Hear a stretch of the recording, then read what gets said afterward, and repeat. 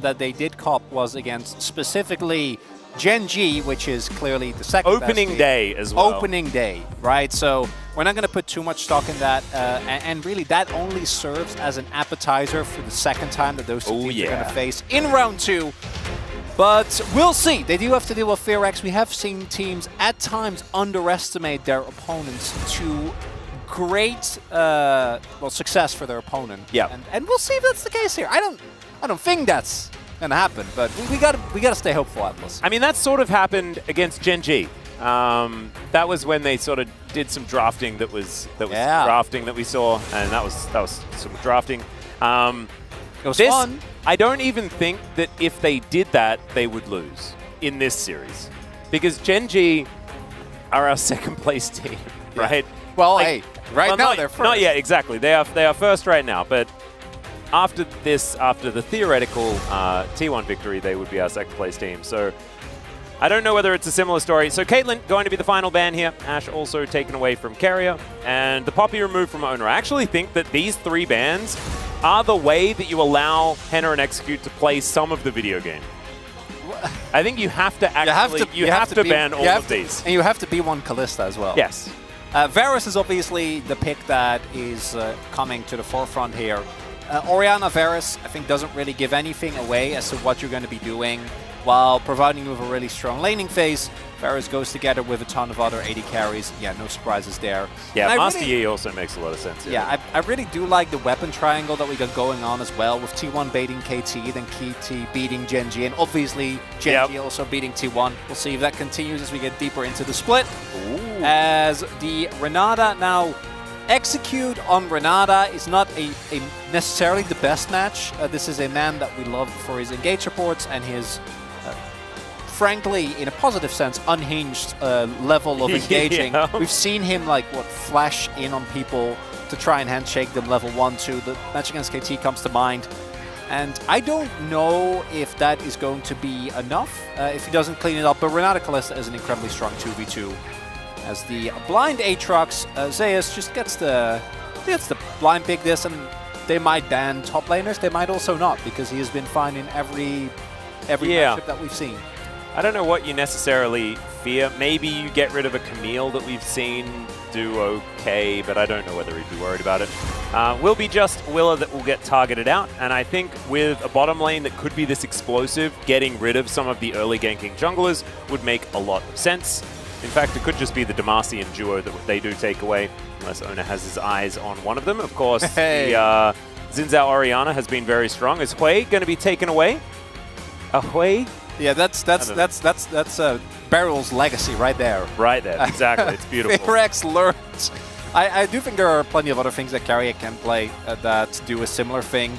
Obviously, the downside of Renata, and I think the Kalista alleviates it a little bit, but is that if you are playing into a poke lane, so you go Lethality Varus with a long-range support, then you don't really get nearly as much of the value as otherwise you would like. The Viego ban is interesting. I think that Willer is a pretty solid Viego, but I imagine that they're just looking to mitigate early snowballing and skirmishing, because already the T1 comp, when you get to mid to late game, is definitely going to be a force to be reckoned with as the Zyra ban comes out as well. I love this. 2 barrel bans! They reached into the cauldron and they pulled out 2 of the things that were in there. I don't know whether they got all of the ingredients, it will be counterpicked theoretically. Could, of course, be the flex of the Rel into Carrier's hands, but we'll see exactly what happens. What I want to see is a last pick Brand, and we still don't know. Yeah, we still have no idea. I just saw Owner's face, and I think he's playing Rel.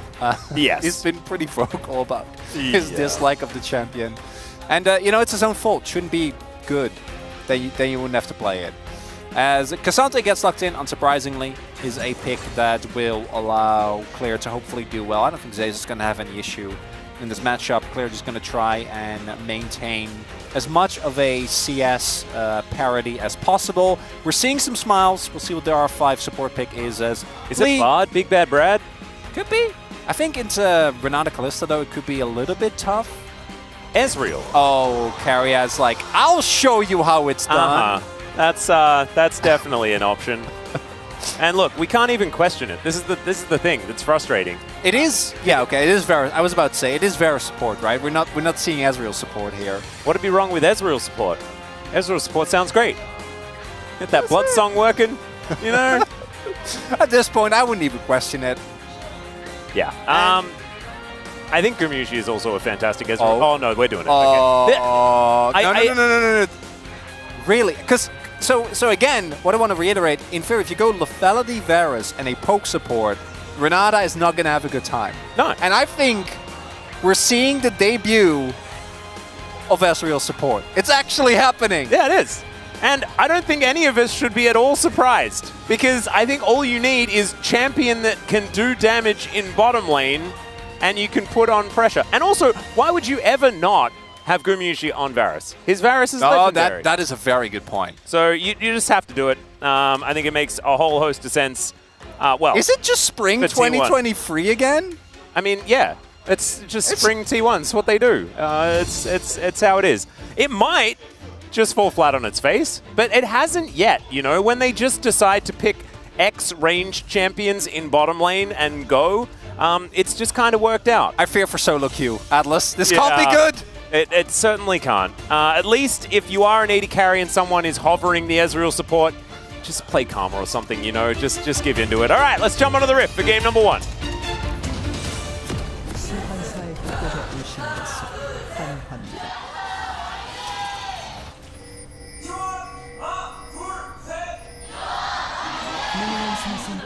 All right, here we are, ladies and gentlemen, onto the Rift for game number 1, FearX versus T1. We had a bit of an argument in the lobby getting into this game. Of course, it was blind pick, and we had both Gumushi and Keria saying AD, and they were spamming it, and Guma thought that he said it first, so he just locked, and then Keria thought that he said it first, and so he locked, and... that's why they both went Doran's Blade. Yeah, that's why it's actually, there's a competition going now. Whoever gets It's a game of chicken. Yeah, it's whoever a game gets of chicken. the most Yeah. CS gets to actually farm. The other person has to buy a World Atlas. I mean, it's just a bit of a, it's an archaic strategy that has really lasted all the way until 2024 here in LCK. Yeah, blind pick, kind of a dead thing now, even in the client. It's just it's weird that we're still doing it here, but whatever, it's fine. I wonder at what point we're going to go fully into the... Because basically what's happening now is people are going Doran's items, and if you don't go Doran's, then your lane is so much weaker if you go World Atlas instead that you can't contest early, right? And a lot of these lanes are won very early on. In the level 1, as we're seeing already, extremely aggressive trading is going to come through here. Yeah, Execute already ignited. Keria just pressing the button. The last time that this was played was Pumandu 4,000 days ago against Marta. All right, that was Anivia. Yeah, against the Anivia support. Was this like the troll game? I just can't believe that this was played.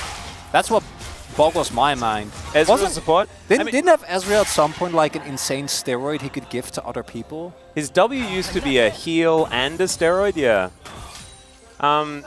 Essence Flux has gone through some changes. A lot of versions. Oh dear. Well, that's a good little throwback there. But they can't even, like, I don't even know if they died to a gank here.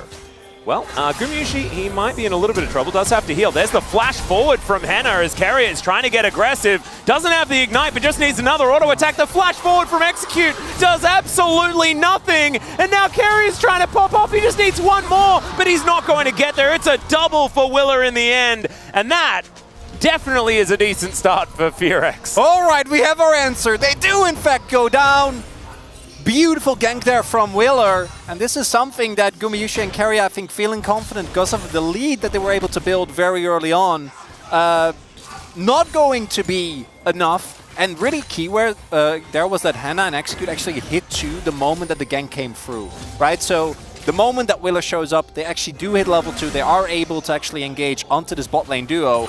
And we have also seen that because they both died, neither of them has got a support item yet. No. We're still waiting.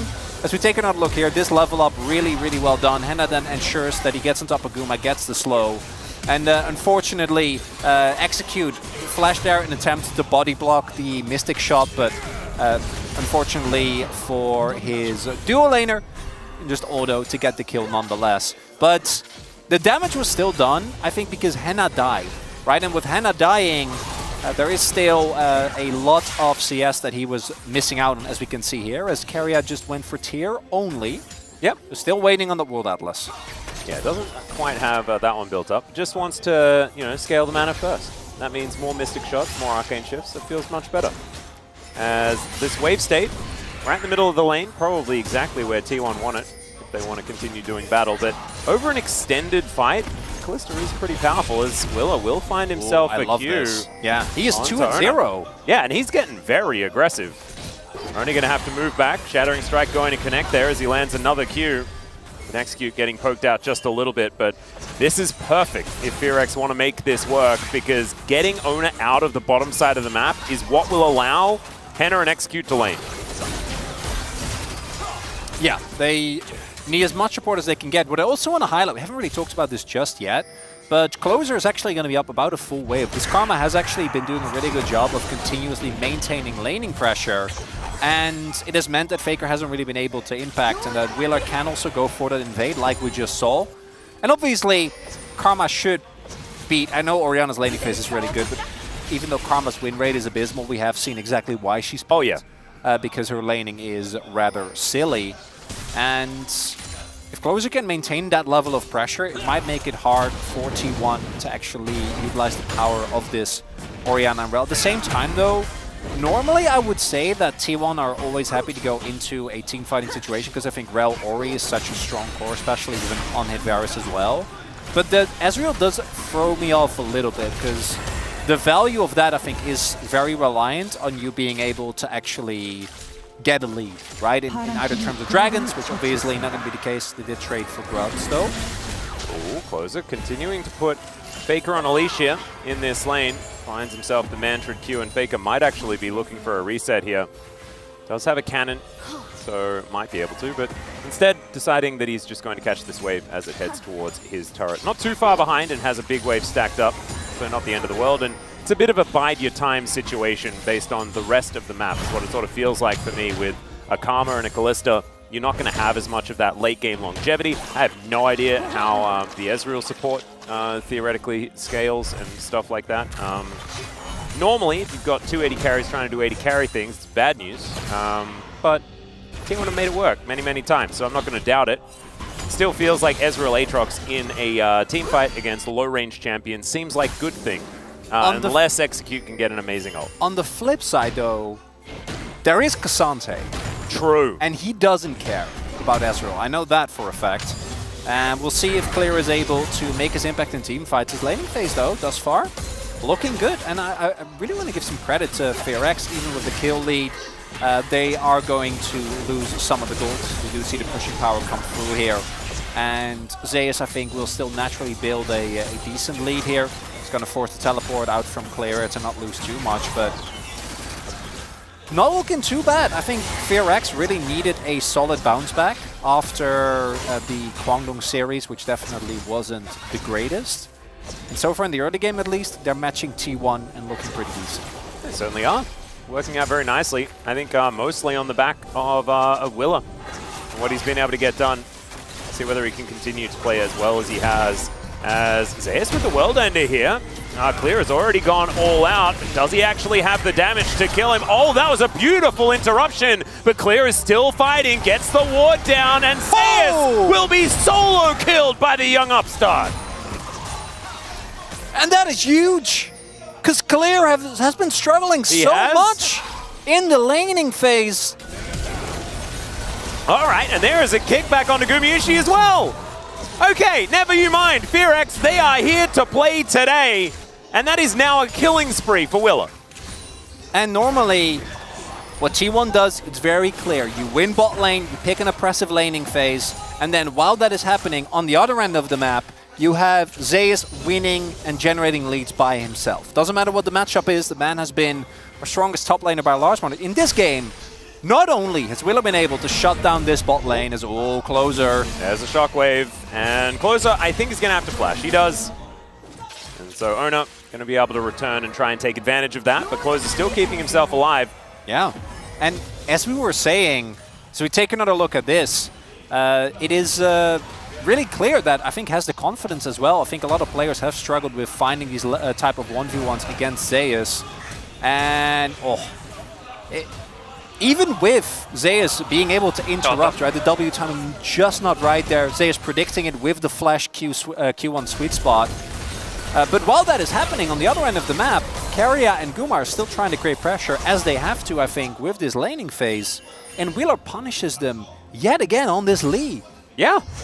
And it's also Gumushi going for the on-hit Varus variety as well. I feel like you have a little bit less of that early game threat on the bottom side of the map, but you will have a little bit more longevity as you go throughout the game, and you can sort of rely on Keria to make up for it as far as the poke is concerned later on. But this is a game that is now, it's about T1 getting themselves in a better position where they can actually fight for a late game, but Willa has decided that he does not want late game to happen. It's almost up. Yep, he's just done with that, as we have the pullback already with that World Ender, and Willa's in melee range. He can kick whenever he likes. Ona will turn up though, gets the kick through. That was so sick from Willa, but now the distance is being created. He avoids the Q. Closer! And T1 are still here. They're going to need Closer to turn up, and there he is. Another kill for Willa and a flash out from Ona. And FearX, a couple of days off, and the team looks unrecognizable. Clear on the Cassante, together with Willer, look for the gank. Zeus is able to outplay it initially. Ona shows up, and it looks like Fink might backfire, but then Closer, great timing. We'll have to pay for this with a play towards the mid lane, but it's still going to be very, very happy with that. And FearX actually building a lead here in terms of gold. Yeah, looking really nice. Gumushi Keria, knowing that there was a jungler on the top side of the map, things should be all right. As oh yeah, Keria going for the classic AP Ezreal. Oh yeah, AP Sport Ezreal, of course. Yeah. Naturally. Just has a better 2-item spike, and you're likely to only get to 2 items. I think that's the thinking. Actually, I have no idea. Just trying to guess. As Faker is going to get queued. Does take a lot of damage, has very little mana, so probably wants to go home. Teleport in hand, so isn't going to miss out on too much if he decides to do so. But instead, just going to stick around, wait for this one to crash. Try and get a bit of a reset. Some more plates on the verge of falling down here. A couple of autos, and Gumushi will have that one. There it goes, with the help of the minions. So still able to stay within touching distance as far as gold is concerned. But FearX, they are off to the races this game. Looking a lot better than was expected. And I think a lot of it does come from Closer on this Karma being able to generate so much pressure. Even with this pick not being that successful when it comes to winning, we have seen how obnoxious it can be in lane. And a lot of the losses were also into Senna, who I think does a really good job, especially when paired with a Nautilus, mitigate the poke that comes out in these mid-game fights. That's going to be 2 Drakes now and a Hextech possibility for FearX. And I think that we do see T1 still. This is by no means a lead that is impossible to come back from, right? We do have the plates still going overwhelmingly in their favor, particularly towards the bot side of the map and also towards top. We do have the gold still being pretty even. It is a nice lead, but not enough by itself as they go in. X-Gates coming on over here as Ona will get queued. Faker moves over.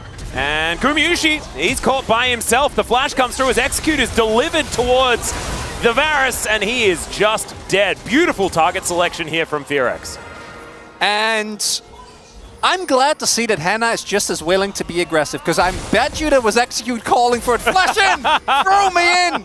Get me on top of that Varus. He's still waiting. It was the Gimli quote, wasn't it? Can you imagine how tilted you'd be as an AD carry if you just walk over again and you just get killed again? I don't know if Execute can actually do this.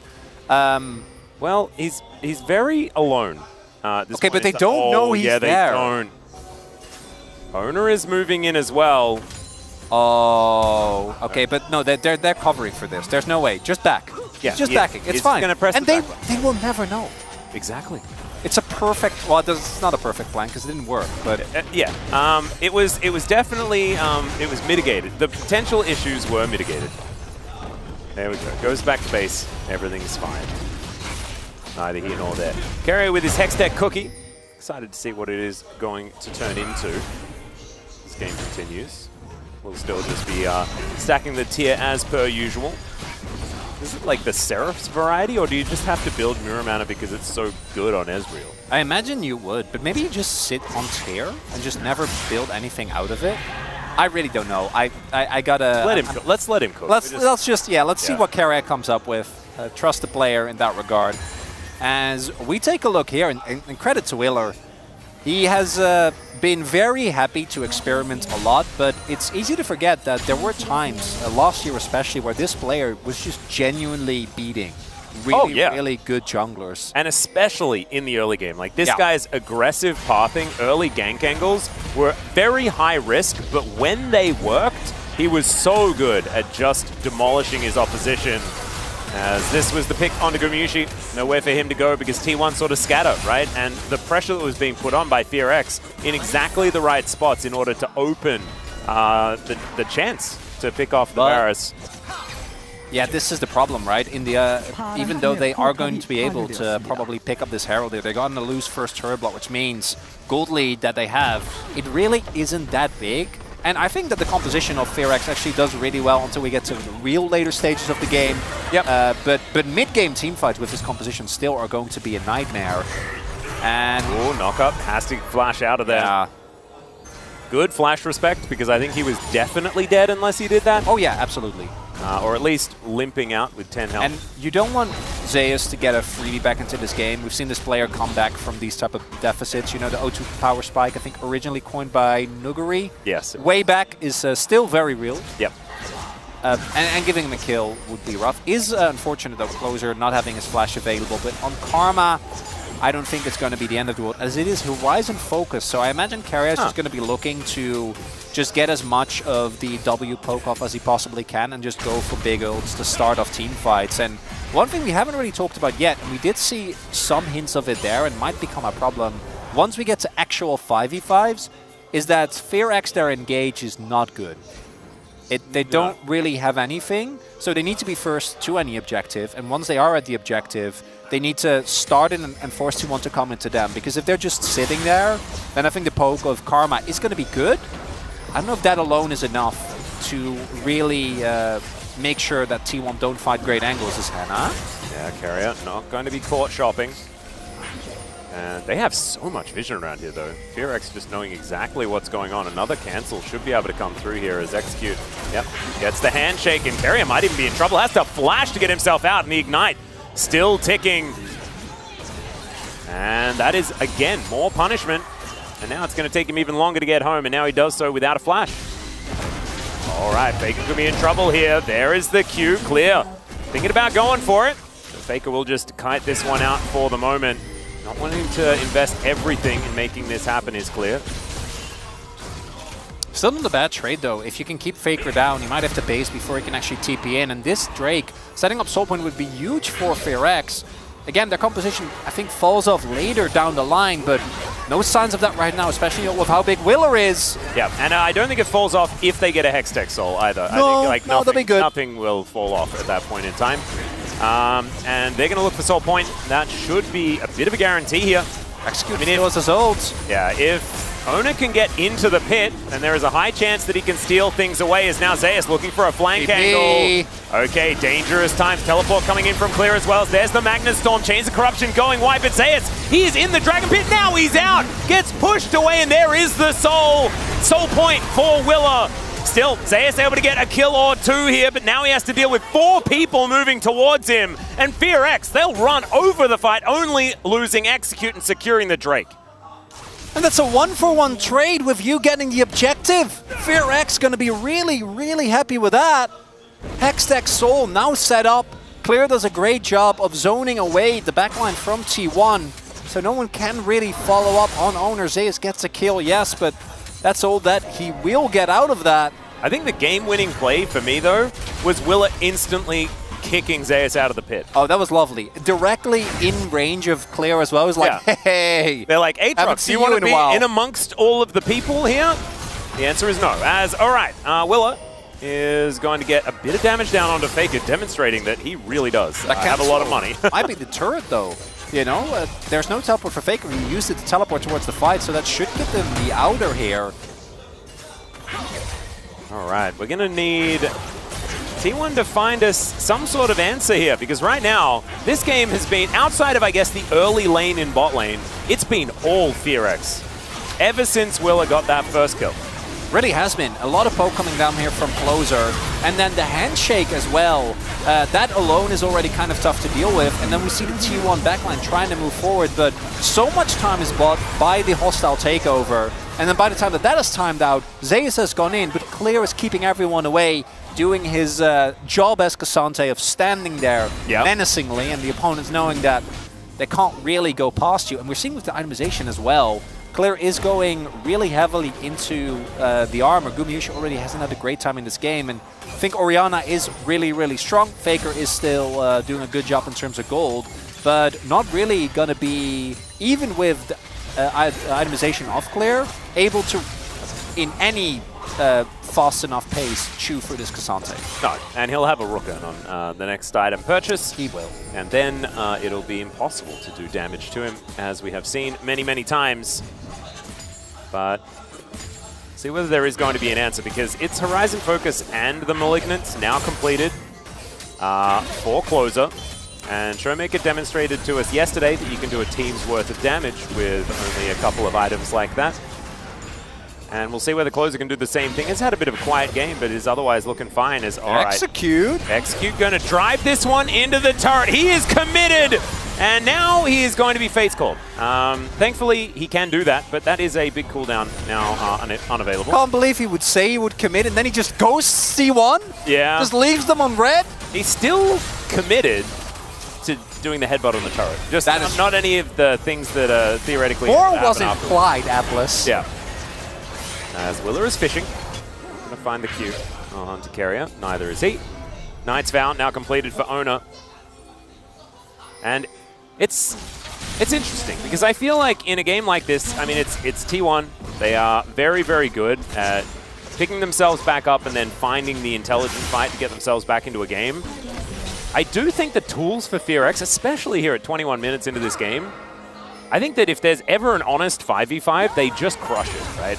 Yeah, you need I think, significant outperformance of T1, and that's why you can notice, like, both of us are still like, let's see what happens when we get to the actual fight, right? Because I don't think that the back of T1 has been broken. If FearX, like, win a fight around mid, get themselves Baron or Soul, then I think we can really say that from that point on, T1 is going to need a miracle. What I do want to really highlight, though, regardless of the outcome of this game, while we are looking at it, like FearX, their early game, this is why we like the team. And this is something we didn't really see against Guangdong, so I do think it's a really good sign that they went back after that game, got together, and like, guys, we need to try and play around the early aggression, and specifically around our main man, Willer. Exactly. And it's working out very well. And I think we're seeing some vintage Henna as well. We saw some aggressive flashes, right? I think he's on the same page as Execute a little bit more. We do remember those times where Henna was known for... Often we would criticize the level of aggression that he was doing. I was a known Henna anti. Yes, but that was because he would go way too aggressive and not really do anything, and it was the wrong time. It didn't make sense. This time, he's trying to curb it, and at least trying to still utilize it, because he was a bit muted, felt like, in the early weeks of this season. All right, the poke needs to land here for T1. Yeah, and Zeus needs to find that flank angle. See whether he can get himself in there, as Henna going to get jumped on here. Not going to get knocked up, though, by the second Q. And that is good news. Going on this fight. True Shot Barrage is going to connect there, as Willer now getting dissonance. Ignite is down as well. They're really trying to get rid of this Lee Sin from the fight so that he can't get into that backline and make things happen. Q's coming in, but a lot of this poke on the side of FearX isn't landing until now, where the handshake comes back in. But that is an Aatrox. I don't know whether you want that one, as the Magnustorm flies forward, and it's Gumayushi that blows him up, and now Zeus will just jump all over them, and that's a clean ace. Clean ace! Baron's gonna be gone. Dragon no longer on the table. And that's why we were holding our breath, Atlas. And I think FearX should have held their breath, because the willingness there was great. The execution, unfortunately, was not. Yeah, I don't know how much I enjoy the idea of the Aatrox being pulled It's also into a everyone. flash handshake. Yeah. Now, was there someone else that could have been the target when he went for it? No. Oh, and the... Okay. He did get kicked momentarily, but You just went straight into a massive Shockwave Magnet Storm combo. And they just got obliterated. Yeah, and if you go for that, you need to guarantee that the target that you're killing actually is going to get 100 to 0. And the reality is with Aatrox, that's just never going to happen. And Owner was right there. We have seen instances of Aatroxes getting popped. Yeah. Not what people focus in, but that is when he's isolated, when he's on a flank angle. Not when he's standing there with the rest of his team. And unfortunately, I think that this is where we really see the difference between these two teams. As good as FearX, their early game was, they couldn't hold the bluff, right? You need to just, I think you just go towards Baron and start it up. And often we criticize teams that do that. But in this scenario, I actually think it's valid. It is also hard for T1 to reliably engage onto you. You need to force them to do something. And FearX wanting to be the team to pull the trigger. If XQ was playing Nautilus, that might have been a game-winning play. But instead, it probably is the end of the game, right? Like from this point onward, now T1 is going to siege. They're probably going to get at least an inhibitor. They're going to take full control of the map. And FearX, I think, has a really tough time with this composition coming back from a deficit. It's really rough, but I still think that if you are FearX, you should be very proud of what you did in the early stages of the game. I think most people would have written this off as a 2-0 for T1 straight out the gate. And I was starting to believe that FearX was going to make it all about them the entire time. It's now a 5,000 gold lead, so that is slipping away very quickly. But still, impressive start, just not quite enough. Do not let the fact that they're down like 5k gold now distract you from the fact that they played a great early game. Exactly, that's what I meant, yeah. But I do also think that now it's not looking too hot for FearX. Faker's going to shockwave the wave. Shock the wave. It was a shock wave. There we go, something like that. As this turret is going to be taken down, so there's a little bit back here for FearX. But they're not doing too much about this, which could just mean a gap in the base. You can see Clear, he's electing to go back home. Faker could actually throw an orb in there if he would like to, and he does. So that means that that back will be stopped. Still, Willa gets back in time. He takes some Hex Gates around, and now some more items are going to be purchased. That Mirror Mana that we were talking about, now done for Carrier. Decided that he still wanted to collect that. We've got three items for Gumushi. He's literally one entire item above what Henna has. And they had the same shopping list. And Gumayushi was 0-3. Like, he really got bullied this game. Yeah. Lee kept killing him. He's playing into Kalista Renata lane.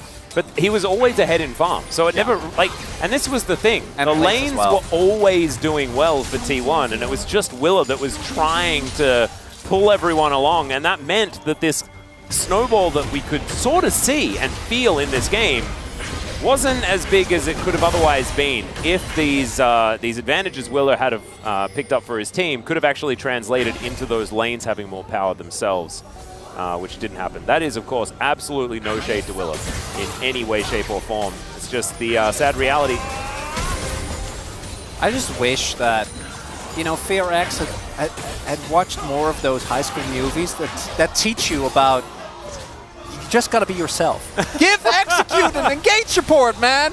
That's who he is! It's true. And there's nothing wrong with some Kalista Alistair, you know?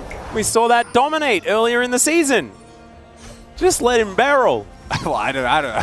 Actually, that does make sense. Yeah, just let him barrel, man. That's called living your best life. That wins your worlds the most times, you know, for a support. Oh dear. Well, FearX not out of it yet, right? It's 6,000 gold though. They still have Soul Point, and if they win that flip, there could certainly be an opportunity. Hextech Soul is still a huge deal. And maybe now we just don't group up for a Magnet Storm Shockwave. Don't pull in the Aatrox. But I think at this point, with the deficit, you basically need to be allowed to flip for the objective into Rel, which is very hard. Can kick her away, so maybe. And they are going to go for a heroic last stand. We'll see what they're able to actually get out of this. Grabbing the wave here on bot. At the very least, going to get themselves a turret. Closure does have TP. Oh dear, there is not a lot of vision down here. As Carrier just throwing Qs left, right, and center. Chains of Corruption onto Willa! And there is the Infernal Chains. It will be broken by Willa, though, as the Magnustorm comes in for the immediate kick. I just don't know whether it was the right choice. Karma? Fade's Call now coming in. Wait! Carrier off to the side. They're taking so much damage as Zeus gets into melee range. And you know that's bad news. There goes Clear, and now it's Whitewash once again. T1 just tear them to shreds. And that's gonna be the end of game number 1. The deep teleport from Closer on Karma, unfortunately not gonna be enough to turn the fight.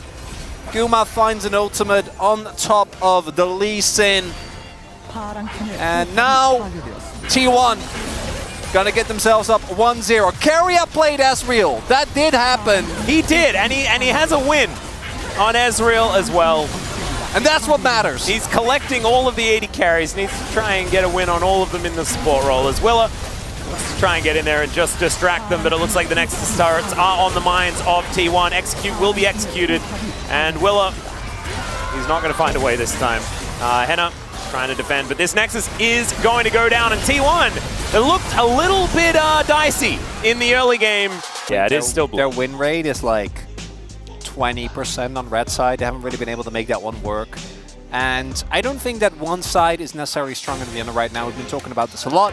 That's just first pick does seem to be pretty powerful at this point. Yeah, it is. And I think you could argue that you want to be on red side because T1 makes use of red side too well. But then they get OPs. And also, they blinded both their solo lane matchups in that last game, and it didn't matter at all, like not even remotely. No. Obviously, Zeus didn't have the best of laning phase, which is also why I was a Faker voter just by virtue of process of elimination. Yep.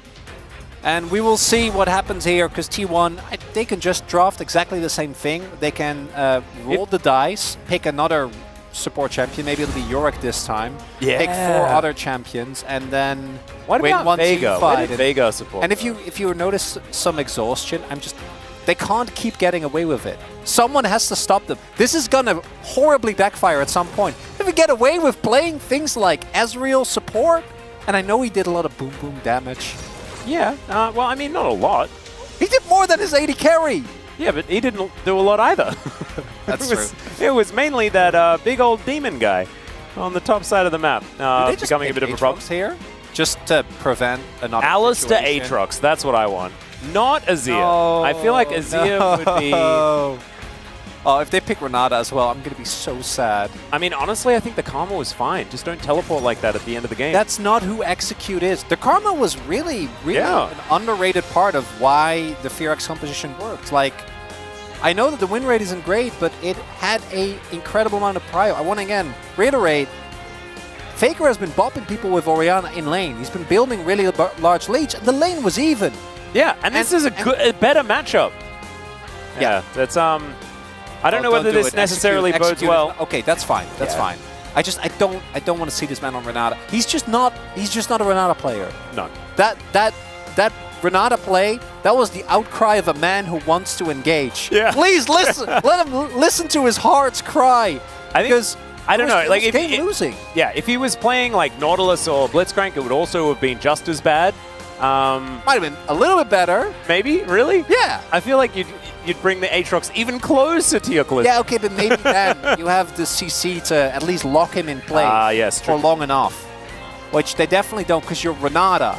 And you're going to need to find that, because they have locked in the Aatrox once again. If it ain't broke, do not fix it. I think the Rel as well needs to be considered as a ban, if not just to make owner happy, so he doesn't have to play it. But if you do ban the Rel, perhaps he just picks his Lee Sin and he gets to have fun today. No fun, only Rel. That has been working out very, very well for a lot of our players. Lucid comes to mind from yesterday's performance on his Rel as they decimated DRX. The Jarvan ban is really interesting to me. I think it is mainly to prevent a very easy way to reliably lock down both the Orianna and the Varus. Because obviously, you can also just R4 Jarvan yourself here. Jarvan is really good with specifically the Orianna. Not going to be the case. as we do have a lot of similar matchups. But Renata is going to get taken away, so we do know that FearX, at the very least, are not going to fall for that trap.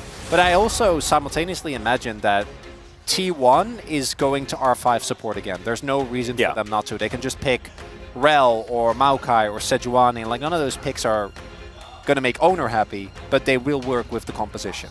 You could also pick Maokai and flex it if you would like to. Yeah. Actually, quite like Maokai with Varus, just because you do have a lot of CC. You land the Chains of Corruption, press all of the other buttons, even you get sapling value, which is pretty cool. Rel is going to be taken away, though, so not going to see that one. Is this the classic carrier Nico support? Because that has been a while. Or He's Nico going to jungle. lock it in. Nico jungle could also be a consideration. We don't know. No. I'm so silly. It's obviously Orianna support. Ah, yes. Ah, no, it's the Aatrox support. Ah. Yeah, you hit the Gets Q. me every time. Yeah, you hit the Q1 and then you follow up with the Varus. Yeah. The synergy there. You both build lethality, or you can. Gumishi doesn't like it as much. Okay, well, Willa is going to stick to what worked, and his Lee Sin absolutely did. And what is Execute going to be playing this time around? Janna. Just do it. Don't do him like that. Alistar is one that we would often think about when paired with the Kalista. Like it. Yes, they've learned the lesson. Now the problem is, I don't know if it'll be good, because I can't imagine that playing Alistar level 1 into Varus and Nico early on is going to be somewhat of a nightmare. Oh, we Ramesing? Into Kalista? Have we just come from the school of Pyoshik? Oh, owner is allowed to have fun. That's too much fun. Have fun. There we go. Yeah, they went back to not having as much. It's more fun than Rel. It's Nocturne Nico. It's good enough. Yeah. This is fine. And this is also a heck of a lot of value. It means that a lot of that lockdown is still going to be there. And yeah, you don't get to do like the Magnet Storm Shockwave, but Pop Blossom Shockwave in the dark sounds pretty good to me. Sounds pretty broken. Yeah. And we will see to what extent FearX is going to be able to withstand the power of T1 playing a lot of the same parts. Obviously, the Rel is a big swap up. Now the Nocturne is going to make your teamfights hard to play. And we'll get to see the Nico sports I'm pretty sure we haven't seen yet in recent times in the LCK. Not since Carrier and Deft played it together on DRX. There you go. Kalista Nico was pretty powerful. I believe it was on DRX. Well, if it was Deft and Carrier then. Yep. That would have Must have been. So that was definitely a while ago. But I do like to talk about it almost every time they lock the champion in, just because it is theoretically a three-way flex on this team. Although everything is a two-way flex, because Carrier's champion pool is all of the champions. So, I don't know. This composition from FearX, I think, on paper looks fine. It does. But the Azir bothers me, and I don't know about the Alistar's ability to lane into this. This is the dangerous part. We'll see how it goes, though, ladies and gentlemen. So we hop onto the Rift for game number 2. FearX needing a win here to extend the series.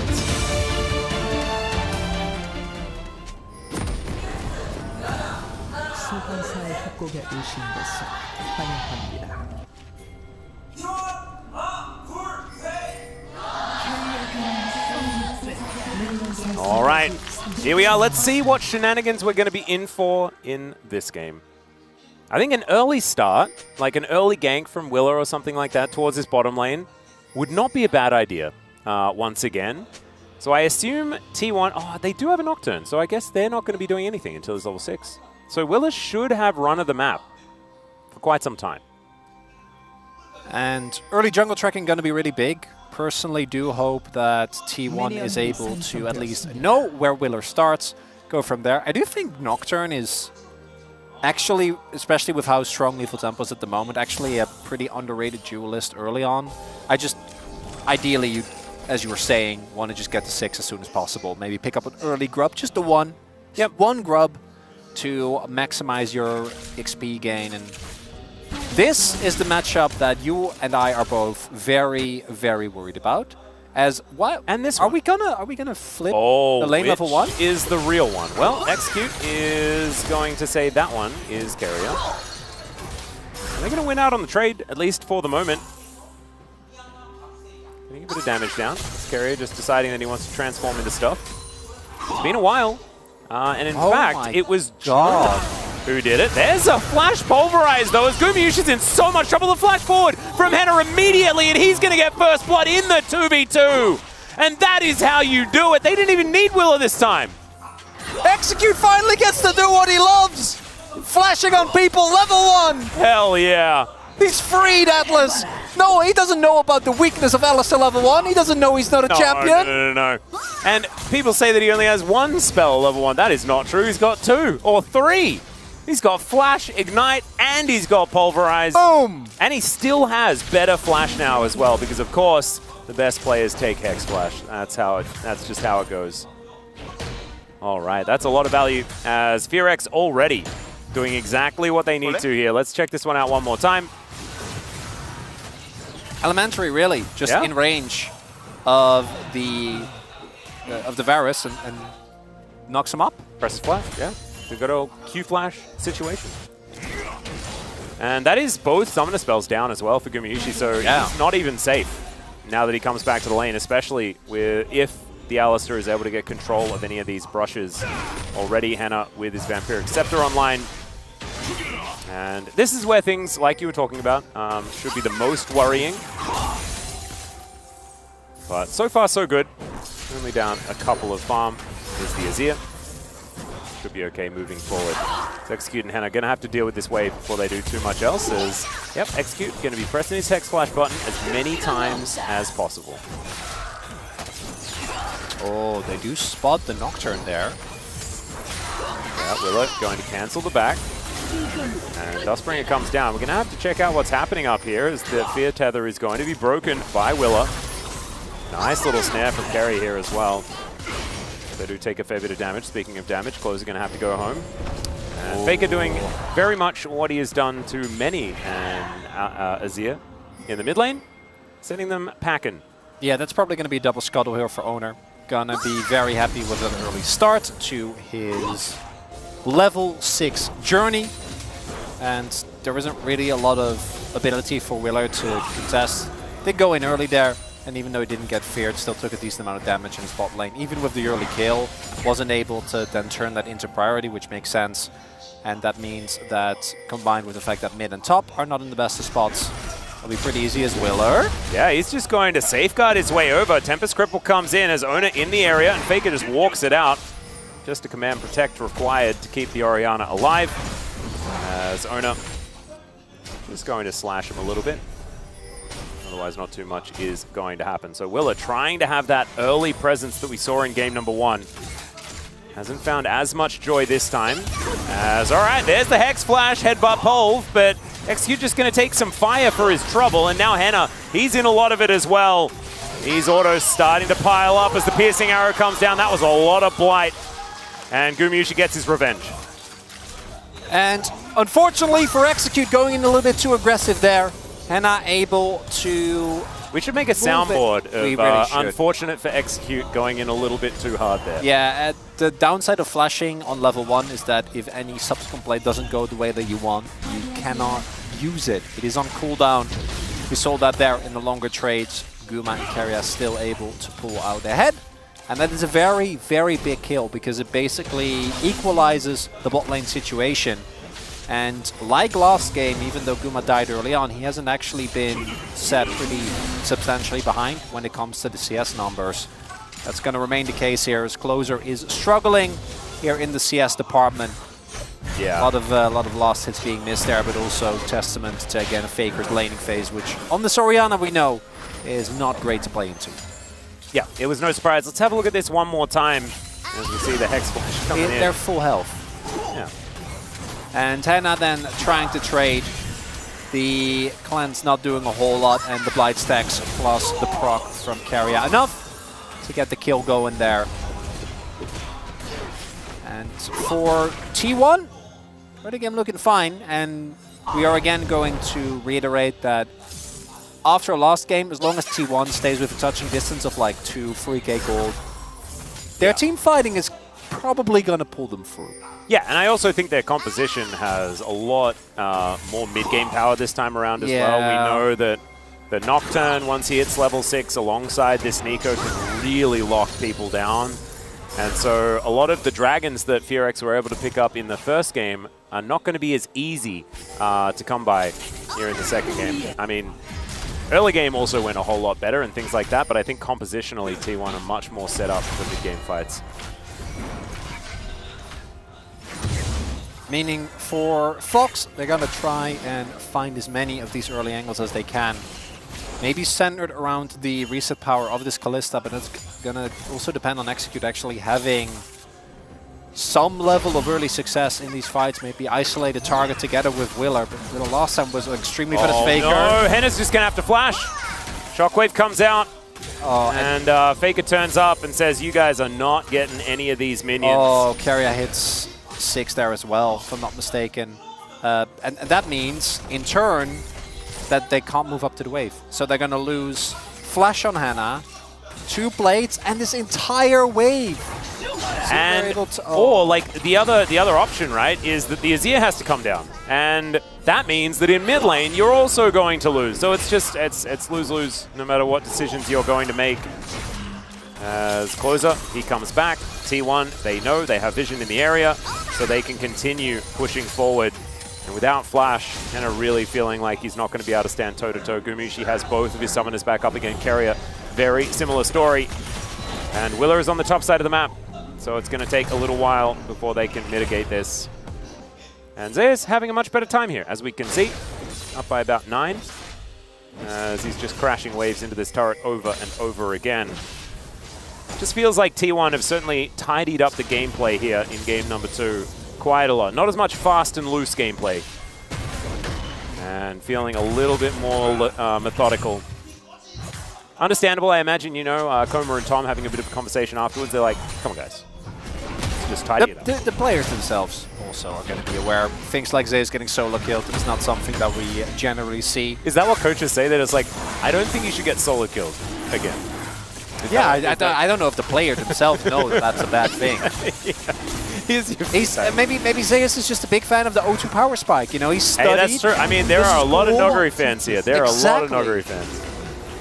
There's one sitting right beside you. Yeah, well, absolutely. There's one sitting right beside you, too. Hey! You know what I'm saying? It goes in a circle. Infinite Noguri fans. With T1 already building up an early lead, this game is going a lot more according to, I think, what we expected coming in. Not necessarily with this draft, especially a dominating laning phase, but now every single objective setup for FearX, they don't have prio in either bot or mid lane, so actually setting up objectives by itself is already quite hard. Additionally, if you do get to setups, you need to be very ready to be denied vision by the ultimate from Owner, and then you need to dodge both Shockwave, which could be on top of Owner. Don't forget, that is what combo that we've seen a lot that is really, really impressive. And then also Carrier. Because if Carrier finds his way into your backline, then it's Pop Blossom into a Faker ultimate.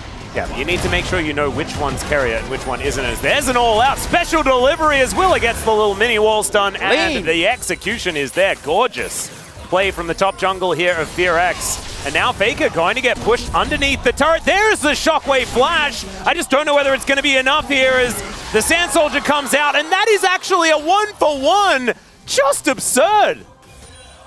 He gets a 1v1 out of that. Closer thought he rounded the court, maybe could have flashed away from the final damage to the ball. There is Execute. There's a flash pulverize. Headbutt back there as well as Pop Blossom grabs 2, and now Henna is the target. He just pops.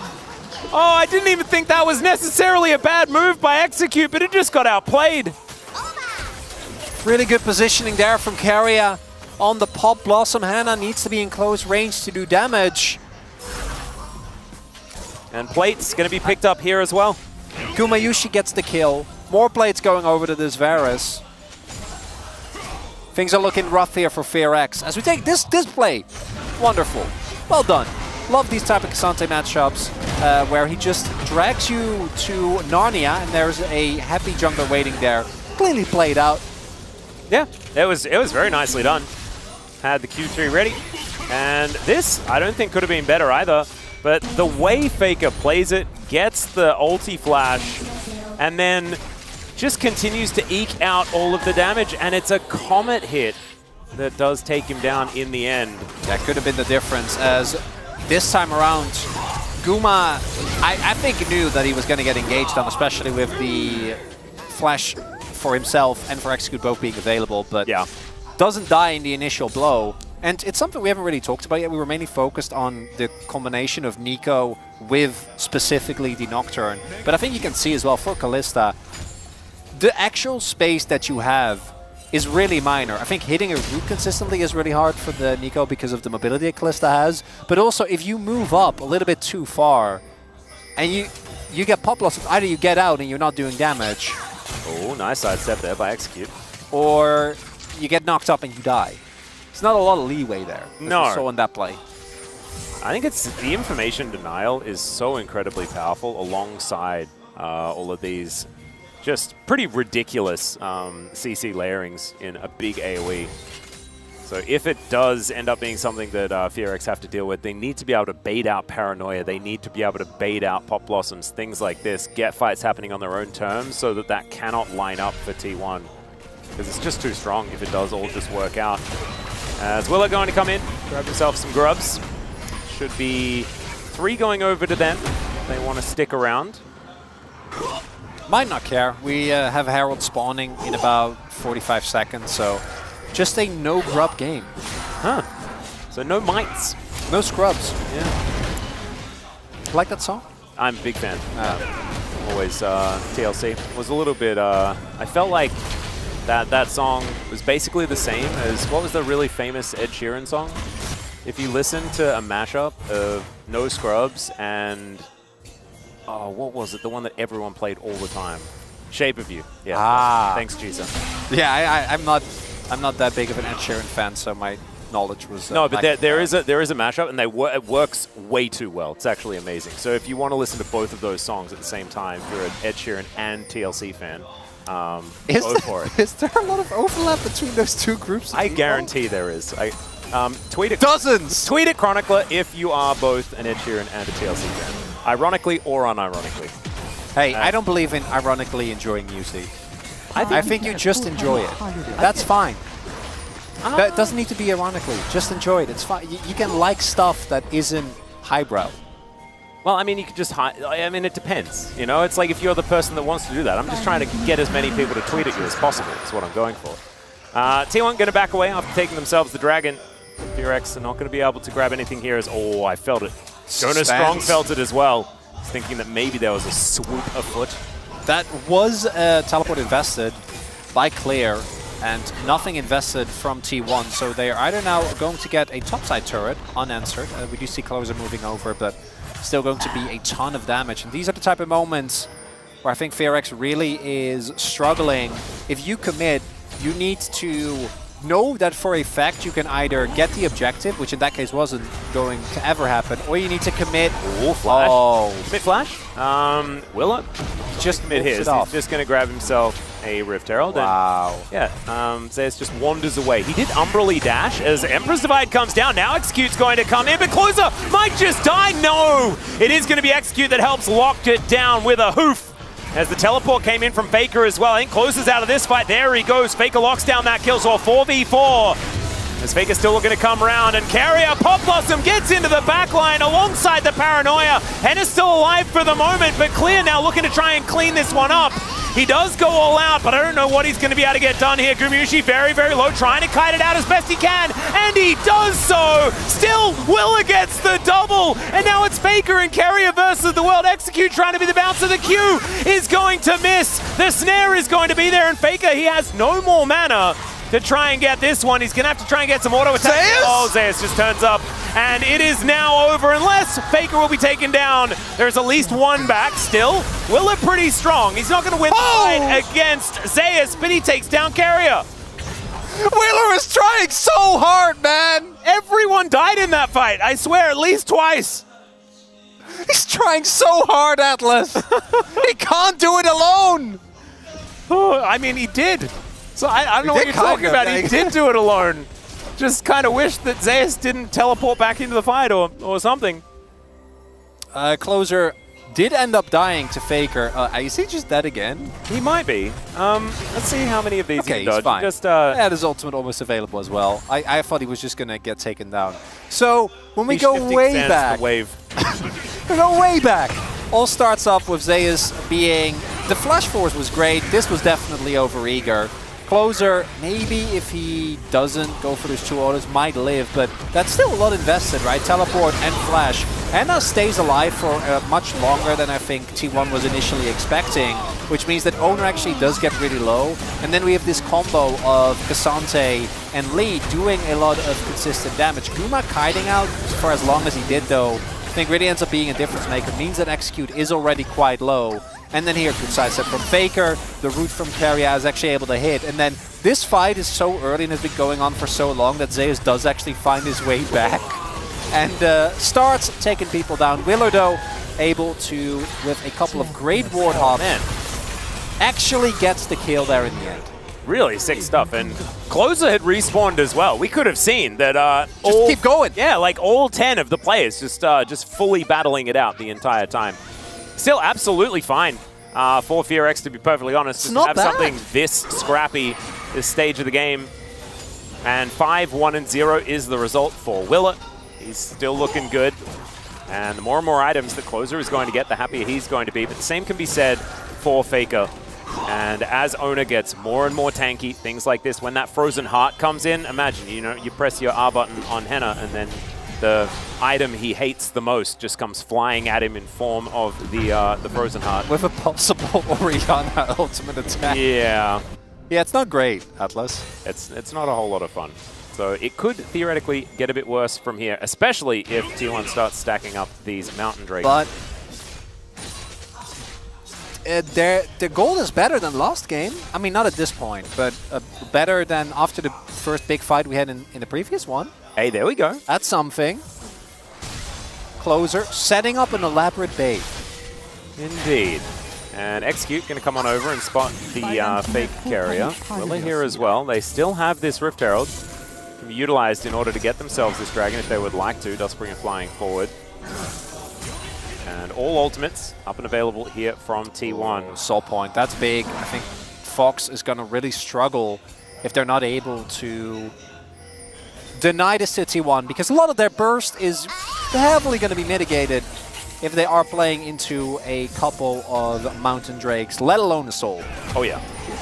And Gumushi actually trying to stand his ground here against Henna and Clear in the mid lane. Execute coming on over and will be able to clear out a little bit of this vision. Rift Herald coming on through. It's the set play to make sure you can get as much control of the river as possible as Gumushi a little bit by himself, but Zeus is going to rotate over. Clear taking some damage, and T1, they've already started off this dragon. And Faker so safe on a control ward here as well.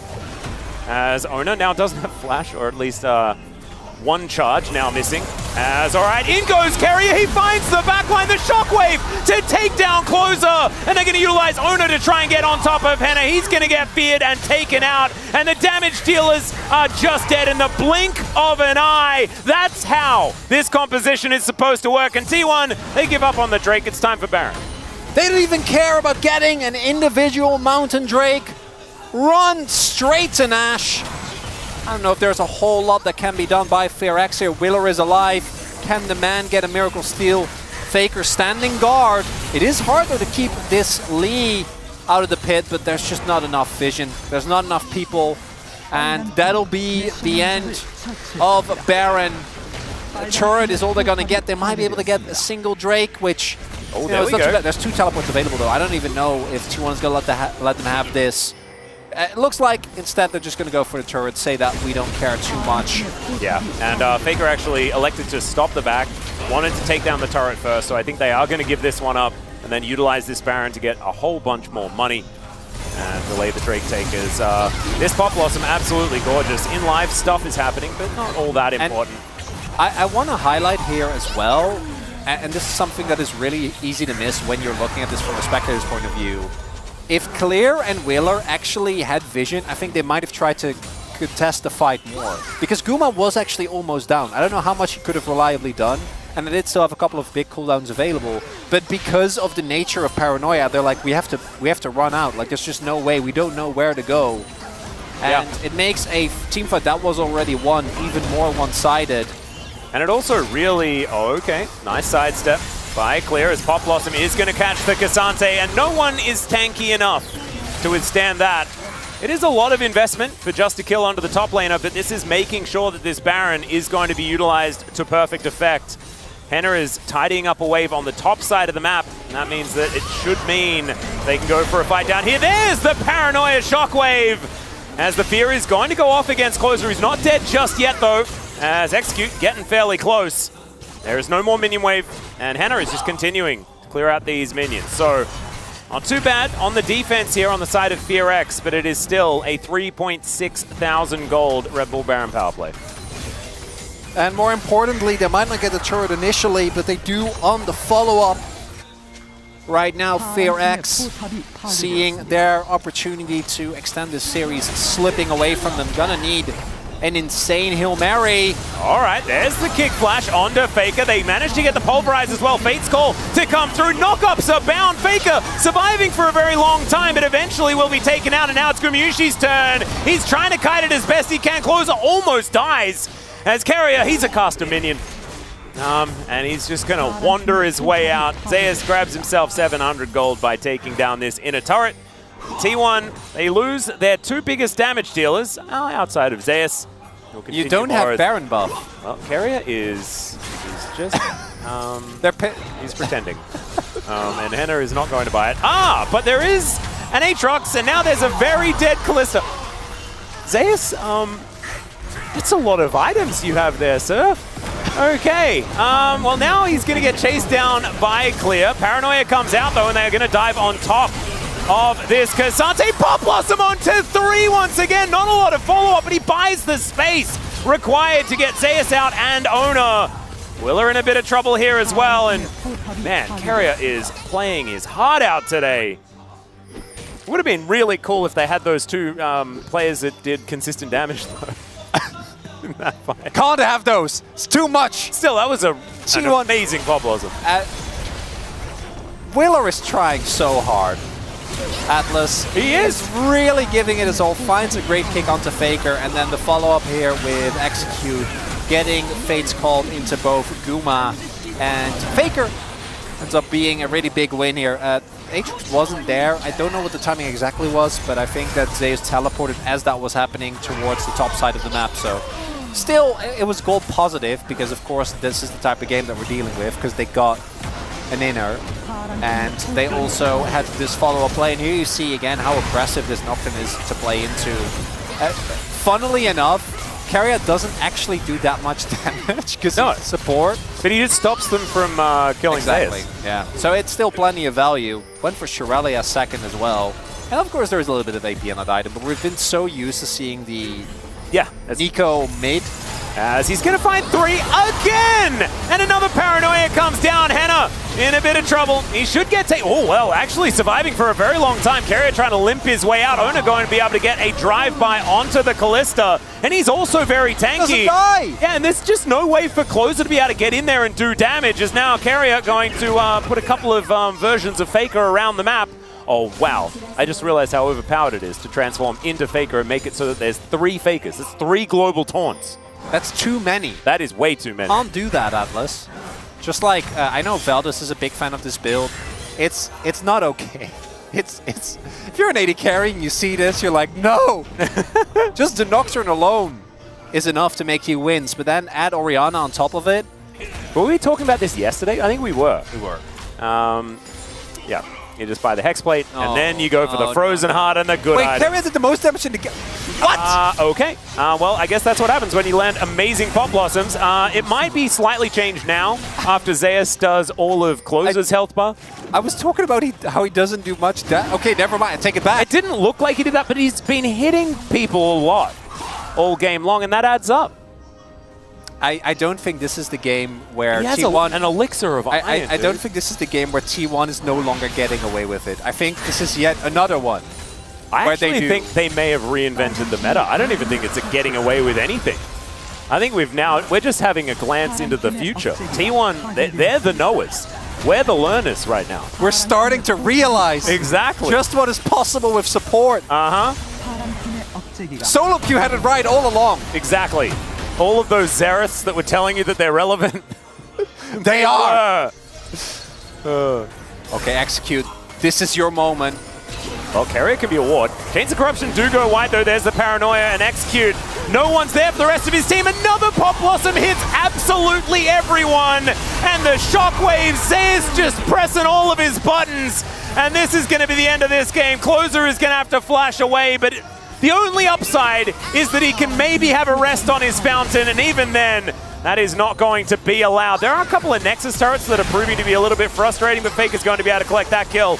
And Carrier is going to take a well-deserved rest, as T1 will say goodnight to this game. I tell you what, though, POGs are sometimes difficult. This time, it isn't, you know? No. And that's nice. Yeah, it's been there for a while.